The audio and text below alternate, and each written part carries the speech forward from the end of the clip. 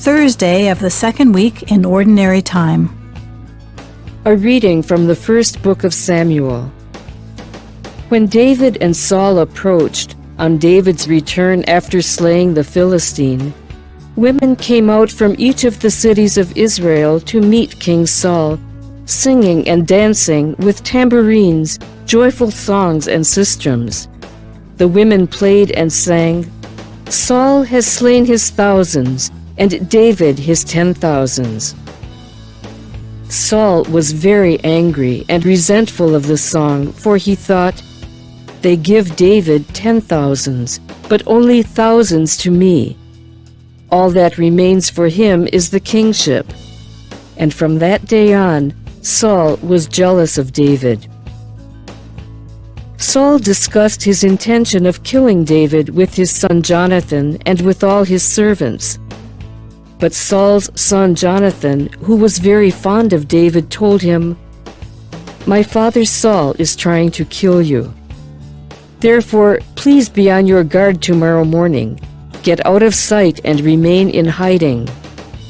I, however, will go out and stand beside my father in the countryside where you are, and will speak to him about you. If I learn anything, I will let you know." Jonathan then spoke well of David to his father Saul, saying to him, "Let not your majesty sin against his servant David, for he has committed no offense against you, but has helped you very much by his deeds. When he took his life in his hands and slew the Philistine, and the Lord brought about a great victory for all Israel through him, you were glad to see it. Why then should you become guilty of shedding innocent blood by killing David without cause?" Saul heeded Jonathan's plea and swore, "As the Lord lives, he shall not be killed." So Jonathan summoned David and repeated the whole conversation to him. Jonathan then brought David to Saul, and David served him as before. The word of the Lord. The responsorial psalm, the response is, "In God I trust, I shall not fear. Have mercy on me, O God, for men trample upon me. All the day they press their attack against me. My adversaries trample upon me all the day. Yes, many fight against me. In God I trust, I shall not fear. My wanderings you have counted. My tears are stored in your flask.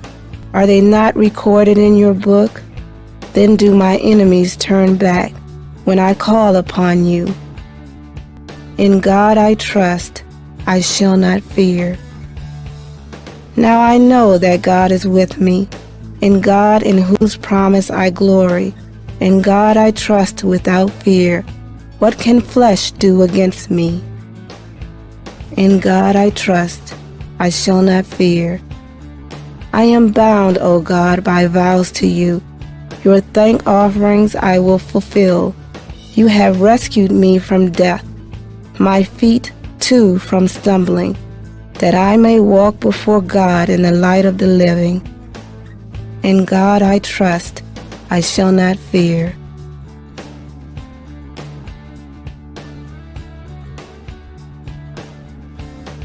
A reading from the Holy Gospel according to Mark. Jesus withdrew toward the sea with his disciples. A large number of people followed from Galilee and from Judea. Hearing what he was doing, a large number of people came to him also from Jerusalem, from Idumea, from beyond the Jordan, and from the neighborhood of Tyre and Sidon. He told his disciples to have a boat ready for him because of the crowd, so that they would not crush him. He had cured many, and as a result, those who had diseases were pressing upon him to touch him.